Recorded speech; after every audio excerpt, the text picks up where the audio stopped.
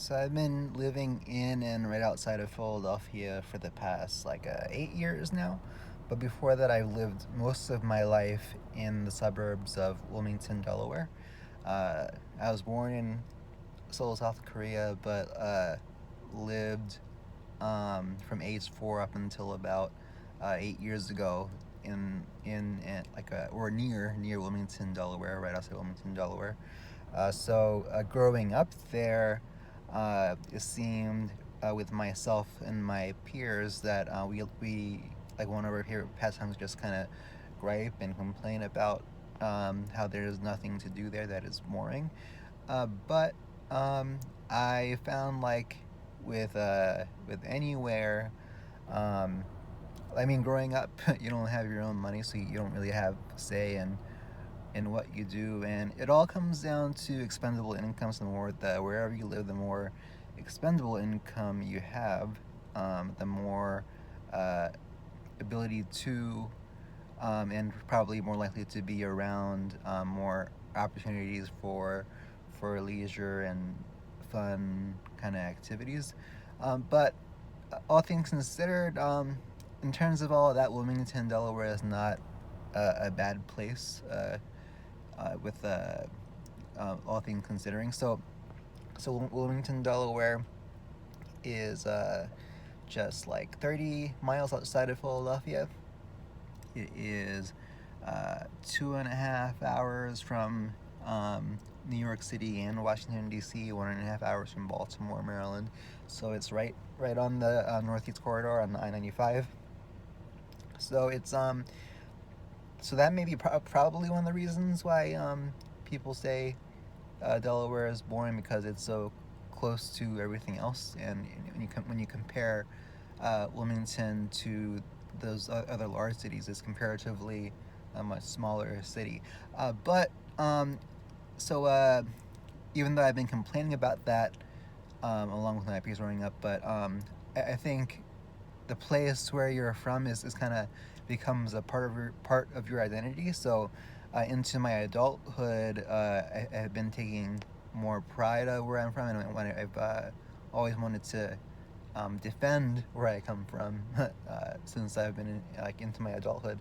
Um, so um, so really, I think instead of comparing Wilmington to Philadelphia, New York, D.C., or Baltimore, it's more fair to compare it with similar peer cities.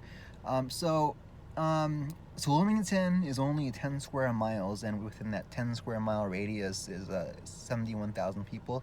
But that's kind of misleading because the so Wilmington didn't follow the same expansion in terms of annexing surrounding areas as many similar cities. So Wilmington is the largest city in terms of population in the state of Delaware, and basically Wilmington and its suburbs are basically is the most densely populated part of the state. Uh, more than a little more than half, or yeah, between 50 and 60% of the whole state of Delaware lives on less than a third of the land of Delaware. And prior, like in the early half of the 20th century, or even most of this, probably most of the 20th century and before, it was even more concentrated in Wilmington. So I guess the state politician legislature didn't want Wilmington to have too much power within the state. So I think that was part of the reason why Wilmington never expanded or annexed surrounding areas. Wilmington, though 10 square miles, 71,000 people, is part of Newcastle County, which is where more than half the state's population resides in. It's 400 some square miles and over 500,000, between 500,000 600,000 people. Uh, so, um, Considering that, I think the true peer cities of Wilmington will probably be within cities of between 100,000 200,000 people. So like think of I think maybe that the best case you can make about peer cities is like it's very similar in that sense to like places like Akron, Ohio, and Tacoma, Washington, because Akron is similarly, like Wilmington, is close to similar distance to a much larger city. So Akron is close to Cleveland, and Tacoma, Washington is close to Seattle, just similarly as Wilmington, Delaware is close to Philadelphia. So I think so when you have the case, they become part of the larger media market. So all the professional sports teams may be in the closer, larger city, and the larger traveling like musical acts or like bands, comedians, artists are probably going to be going to the larger cities, so you can attract people from the surrounding areas.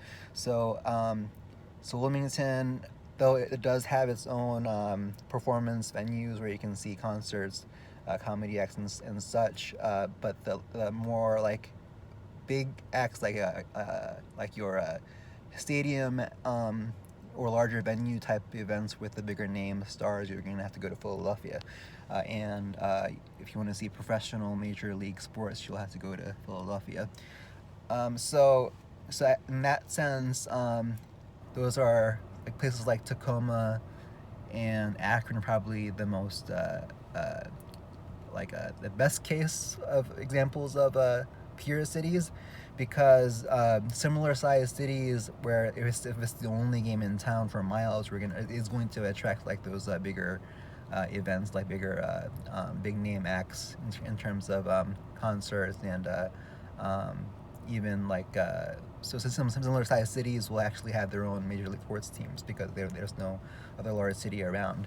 So but even in that sense, again, the number of things to do depends on one, population. So how much of a market is there for people who will be spending money in activities, restaurants, or leisure activities.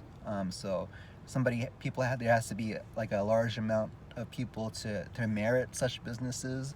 And also you have to think about incomes. Is there a critical mass of people with expendable income who are going to spend that money? And so in that sense, even though we might be at a disadvantage in that we may not have major musical acts or major sports teams in that sense, but in terms of other leisure stuff like restaurants, bars, that kind of stuff, we can still compare it to similar sized cities. So when you think about that, so other than Tacoma and Akron, you might say similar cities would be Des Moines, Iowa. I did a whole video before on comparing the Wilmington area to Kansas City, Missouri.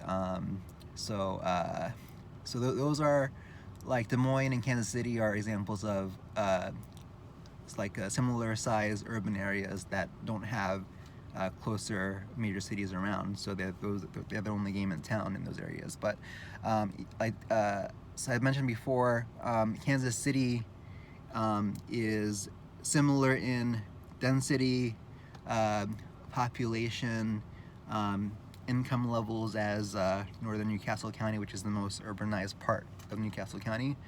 And Des Moines, Iowa is a city of 200,000 people, but is in a county of 400,000 people, but in a area that's 500 square miles. So Newcastle County is slightly smaller in area but large population. So you could say that the Wilmington area may actually have more people to spend money in things like restaurants and stuff compared to Des Moines, Iowa. So Wilmington does have quite a few options as far as dining, dining restaurants. Is not really known for, I guess, having much of a nightlife scene, but it's there. There is the Trolley Square neighborhood has a number of high concentration. So it's 5-7 bars within one block in Trolley Square. It has large young professional community there, and and also Newark, Delaware, which is just 20 minutes away, is a college town, so you have a concentration of restaurants and stuff for the college students there.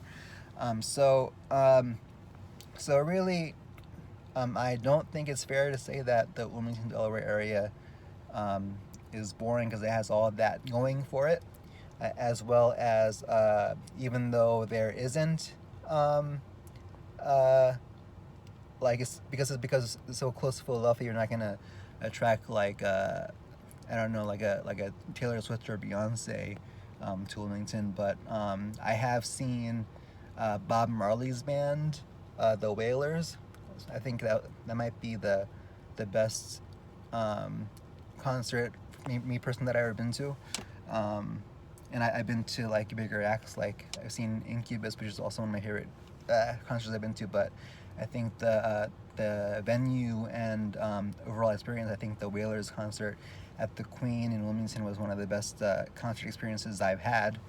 And lately they've been some like a pretty famous like comedy acts come through town.